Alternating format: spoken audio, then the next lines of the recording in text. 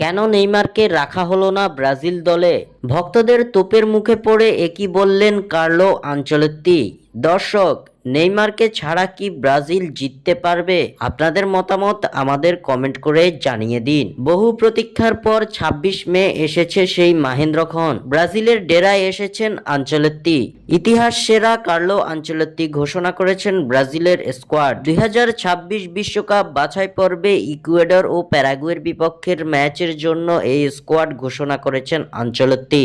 নিজের ঘোষিত ব্রাজিলের এই প্রথম স্কোয়াডে আনচেলত্তি রেখেছেন বেশ কিছু চমক। কিছু নতুন মুখের পাশাপাশি আনচেলত্তি দলে ফিরিয়েছেন অভিজ্ঞতা সম্পন্ন খেলোয়াড়দের। তবে তারকাবহুল এই স্কোয়াড ঘোষণার পরেও সমালোচনার মুখে পড়তে হচ্ছে আনচেলত্তিকে। মূলত নেইমারকে বাদ দিয়ে ব্রাজিলের স্কোয়াড ঘোষণা করেছেন ইতালিয়ান এই মাস্টারমাইন্ড। সান্তোসের হয়ে ইনজুরি কাটিয়ে মাঠে ফেরা নেইমারকে কেন বাদ দিয়ে দল ঘোষণা করলেন আনচেলত্তি, এই প্রশ্নের উত্তর খোঁজা হচ্ছে সর্বত্র। নেইমারকে দল থেকে বাদ দিয়ে অবশ্যই এই প্রশ্নের উত্তরটাও জানিয়ে দিয়েছেন ডন আনচেলত্তি।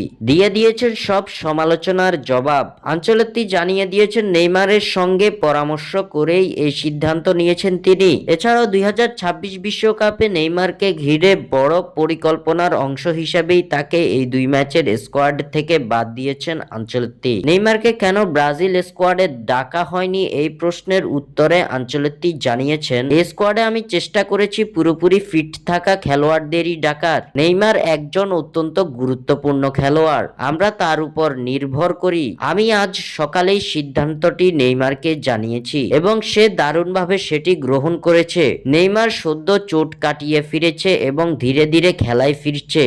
সে অতীতে ছিল, এখনো আছে এবং ভবিষ্যতেও থাকবে ব্রাজিল দলের এক অনন্য সম্পদ হিসেবে। আমরা তাকে ছাড়া কল্পনাও করতে পারি না। রদ্রিগো, গ্যাব্রিয়েল, জোয়েলিংটন, মিলিটাও, এডারসনের মতো অনেকেই চোটে আছে। নেইমারও কেবল কিছু মিনিট খেলেছে, তাই তার বিশ্রামই বুদ্ধিমানের কাজ। এভাবেই সব সমালোচনা ও প্রশ্নের জবাব দিয়েছেন আনচেলত্তি। স্বাক্ষর থেকে সাদবিন ইসলাম।